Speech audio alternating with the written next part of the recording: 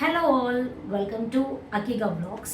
So నా last వీడియోలో PCS ఉన్నా కూడా ఎలా కన్సీవ్ అవ్వచ్చు అండ్ డైట్ విషయం గురించి అవన్నీ చెప్పాను కదా. అండ్ నేను ఆ వీడియోలోనే చెప్పాను లైక్ నెక్స్ట్ వీడియోలో నా ఫస్ట్ ట్రైమిస్టర్ జర్నీ మీతో షేర్ చేసుకుంటా అని. I know guys, it's been very long time. ఆ రోజు చేద్దాం ఈ రోజు చేద్దామని అలా పోస్ట్పోన్ చేస్తూ వచ్చేసాను అనమాట. And finally I'm here now. So నా ఫస్ట్ ట్రైమిస్టర్ జర్నీ ఎలా జరిగింది, నా హెల్త్ ఎలా ఉంది, నా క్రేవింగ్స్ ఎలా ఉండేవి, అండ్ ఫస్ట్ ట్రైమిస్టర్లో ట్రావెలింగ్ చేయొచ్చా లేదా, అండ్ ఇవన్నీ కూడా మీతో షేర్ చేసుకుందాం అని అనుకుంటున్నాను ఈ వీడియోలో. సో నేను కన్సీవ్ అయ్యాను అని తెలిసిన వెంటనే ఫస్ట్ అయితే నేను టెస్ట్ చేసుకున్నాను. సో యాజ్ మేము ట్రై చేసినాం కాబట్టి ఇంట్లోనే ఒక కిట్ ఉండేదన్నమాట. సో అందులోనే నేను టెస్ట్ చేసుకుంటే నాకు పాజిటివ్ వచ్చింది. సో ఇంట్లో వాళ్ళకి చెప్పాను అనమాట, అంటే ఇంట్లో అందరికీ కాదు, జస్ట్ అఖిల్కి చెప్పాను.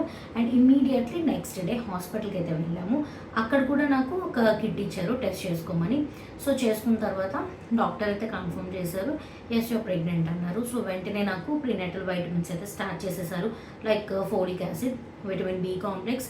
అండ్ నాకు అప్పుడు చాలా బ్లోటింగ్ ఉండేది, లైక్ గ్యాస్ట్రిక్ ఇష్యూ ఉందన్నమాట. సో ర్యాంటిడిన్ అనే ట్యాబ్లెట్ అయితే సజెస్ట్ చేశారు.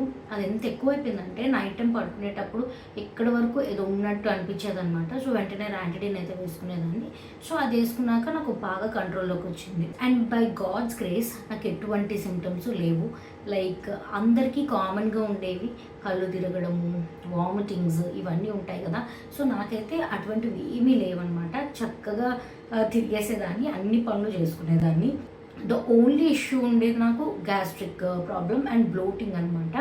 And hunger, especially night times ఎంత ఆకలేసేదంటే చాలా ఎక్కువగా నేను గోవాస్ అయితే తిన్నాను. ఎంత తింటున్నా కూడా ఆకలేసేసేది నైట్ టైం అయితే.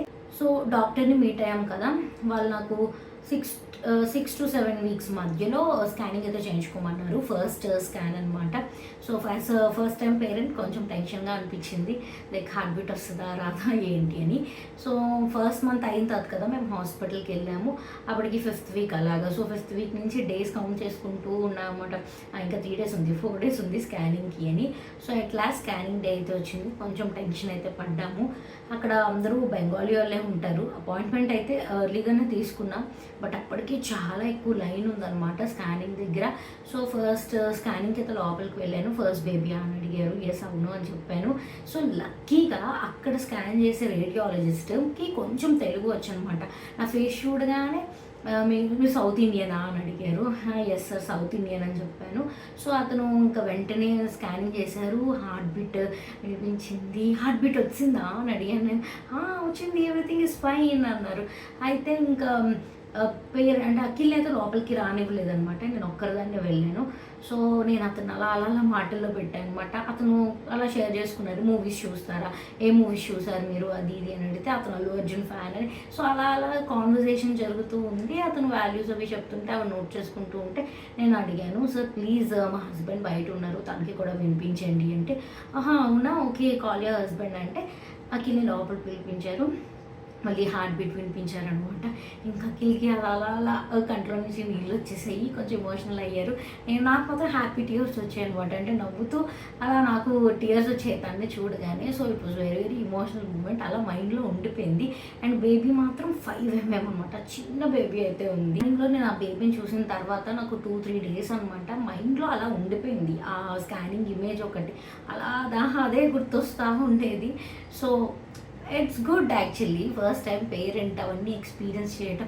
నాకే ఎలా జరుగుతుందా, అఖిల్ నీకు కూడా ఇలానే జరుగుతుందా అని అడిగేదాన్ని నేను. అఖిల్ నాకేం లేదు అనేవాళ్ళు. బట్ స్టిల్ అందరికీ ఒకేలా ఉండాలి అనేది రూల్ లేదు.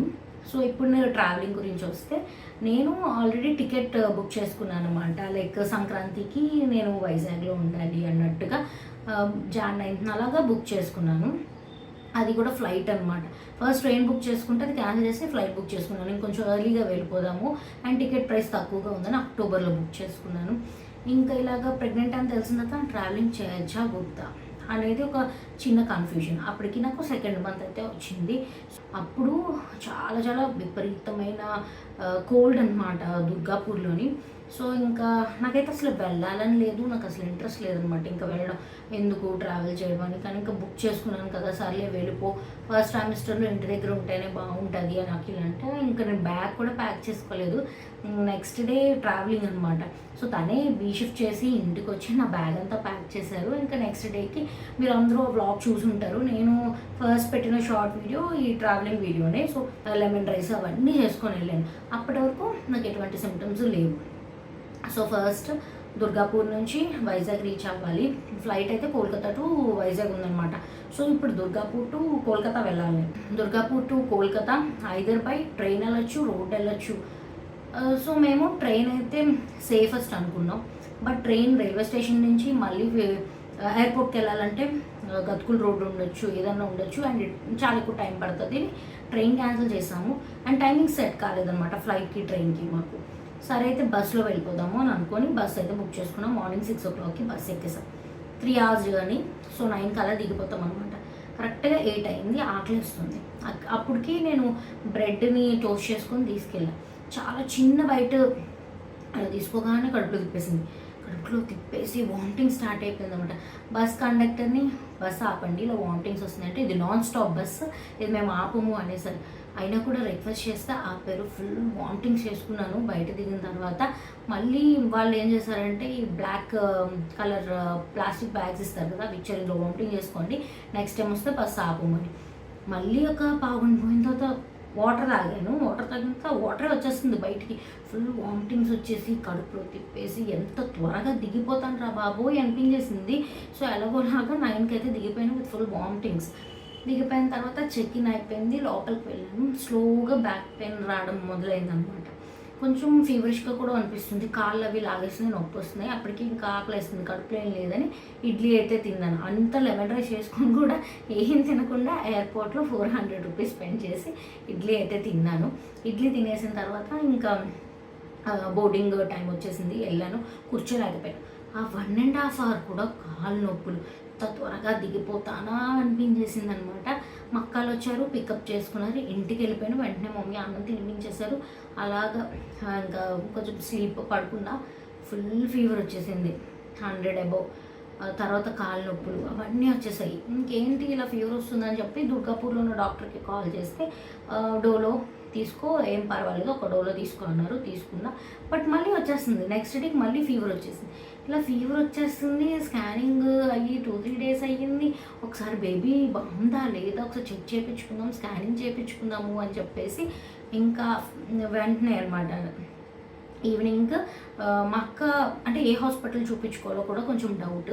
రీసెంట్గా మా అక్క గోపాలపట్నంలో మెహరా హాస్పిటల్ ఉంటుంది, అక్కడ డెలివరీ అయిందనమాట. సో అదే హాస్పిటల్లో చూపించుకుందాం, మా డాక్టర్ కొంచెం ఫ్రెండ్లీగా ఉన్నారు, బాగా మాట్లాడుతున్నారు, బాగా చూస్తున్నారు అని చెప్పి నేను అక్కడికే వెళ్ళాను. ఆ డాక్టర్ చూశారు, స్కానింగ్ చేశారు. Baby everything is fine. ఇలాగా ఫీవర్ అయితే అసలు తగ్గట్లేదు అంటే పారాసెటమాల్ IV ఒకటి ఎక్కించుకోమన్నారు. అది పెట్టుకోగానే ఫీవర్ అవన్నీ తగ్గిపోయాయి. అమ్మయ్య, ఒక ప్రాబ్లం సార్టెడ్ అనుకున్నాం. పడుకున్నాము. నెక్స్ట్ డే ఏమైంది, అటు తిరిగినా ఇటు తిరిగినా పెల్విక్ పెయిన్ వస్తుంది. అంటే అది నాకు పెల్విక్ పెయిన్ అని కూడా తెలియదు, వేడి చేస్తే ఎలా పెయిన్ వస్తుంది స్టమక్లో అలా వస్తుంది అనమాట. సో అదే పెయిన్ అని నేను అనుకున్నాను. బట్ అది టూ మచ్ వస్తుంది, లెగిచ్చినా వస్తుంది, నడిచినా వస్తుంది, ఏంటి ఇలా వస్తుంది అని చెప్పి 1 week తర్వాత మళ్ళీ డాక్టర్ దగ్గరికి వెళ్తే ఆవిడకి అర్థం కాలేదు, సరిగ్గా ఎక్స్ప్లెయిన్ చేయలేదు పెయిన్ ఎక్కడ వస్తుందని. సో అంత మళ్ళీ స్కానింగ్ తీసి చూస్తే యూట్రస్ అనేది కొంచెం కాంట్రాక్ట్ అయ్యి ఉందన్నారు. ఎందుకు ఇలా అయిందంటే ఒక ఫారిన్ బాడీ మన బాడీలో ఉన్నప్పుడు అది మన బాడీ యాక్సెప్ట్ చేయడానికి టైం పడుతుంది. సో ఇదేం పెద్ద ప్రాబ్లం ఏం కాదు, ప్రొజెస్టెరాన్ ట్యాబ్లెట్స్ ఇస్తా అన్నారు. ఇంకా అంతే, ప్రొజెస్టెరాన్ ట్యాబ్లెట్స్ ఇస్తా అన్నారు. అవి వేసుకున్నాక ఒక రోజుకి సూపర్ రిలీఫ్ అనిపించింది.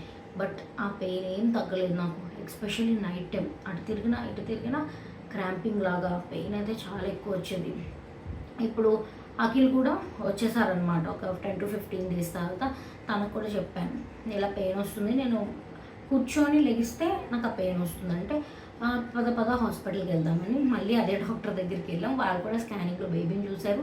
జస్టేషనల్ ఏజ్ ప్రకారమే బేబీ గ్రో అవుతుందని చెప్పారు. ఇలా పెయిన్ వస్తుందంటే ఈసారి ప్రొజెస్టరాన్ ప్లస్ డోలో 2 వేసుకో, మరి ఎక్స్ట్రీమ్గా వస్తాయి అని అన్నారు. సో 2 కాంబినేషన్గా అప్పుడప్పుడు వేసుకుంటే తగ్గేది.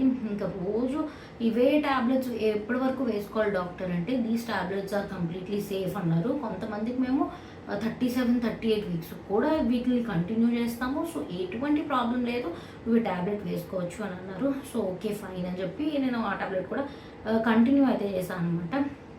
ఇంకా అలా నాకు ఆ పెయిన్ అలవాటు అయిపోయింది. సో ట్యాబ్లెట్స్ కూడా ఇంకా మానేసాను. అలా పెయిన్తోనే ఉండడం కంటిన్యూ చేసేసాను till first trimester. So first trimester వరకు కూడా నాకు ఈ పెల్విక్ పెయిన్ అనేది ఉందన్నమాట. నెక్స్ట్ అపాయింట్మెంట్ వచ్చేసి యాంటీ స్కాన్ కోసం. సో ఈ యాంటీ స్కాన్కి వచ్చేసరికి ఏంటంటే నేను 11 to 13 వీక్స్ మధ్యలో కదా చేసుకోవాలి. సో 11 వీక్స్ 6 డేస్కి అలా చేసుకున్నాను అనమాట. సో ఇక్కడైతే మనకి ట్రాన్స్వెజైనల్ స్కాన్, టీవీఎస్ స్కాన్ అయితే చేస్తారు. బట్ మనకు దుర్గాపూర్లో అది చేయలేదన్నమాట. ఫస్ట్ టైం విజిబిలిటీ స్కాన్కి నార్మల్గా అబ్డామిన్ స్కాన్ చేసేసారు. సో ఇక్కడ యాంటీ స్కాన్ చేసేటప్పుడు నాకు బేబీ మూమెంట్స్ ఎక్కువైపోయి అసలు వాళ్ళు సరిగ్గా మెజర్ చేయలేకపోయారు అనమాట, ఆ బోన్ అదంతా. సో టీవీఎస్ చేస్తారు. నేను ఆ టీవీఎస్ చేస్తున్నప్పుడు నొప్పి వస్తుందా, ఇది ఎందుకు చేస్తున్నారు, నాకు ఇలాంటి క్వశ్చన్స్ అన్నీ అడిగేదాన్ని. అక్కడ ఉన్న రేడియాలజిస్ట్ మంచి అతను కాబట్టి సరిపోయింది, లేకపోతే తిడతారు ఇంకొకరు అయితే. బేబీ మూమెంట్స్ మీరే చూస్తున్నారు కదమ్మా ఎంత ఎక్కువైపోయాయో. సో నేను మెజర్ చేయలేకపోతున్నాను, అందుకే ఇది చేస్తున్నాను. యాక్చువల్లీ టీవీఎస్ వల్ల ఇంకా బెటర్ పిక్చర్ కనిపిస్తుంది, వాళ్ళు ఇంకా బెటర్గా మెజర్ చేయగలరంట. సో టీవీఎస్ అంటే భయపడిపోకండి, నేను అలానే భయపడిపోయాను. ఏమో స్కాన్ పెయిన్ వస్తుంది, కింద ఇన్సర్ట్ చేస్తారు అని.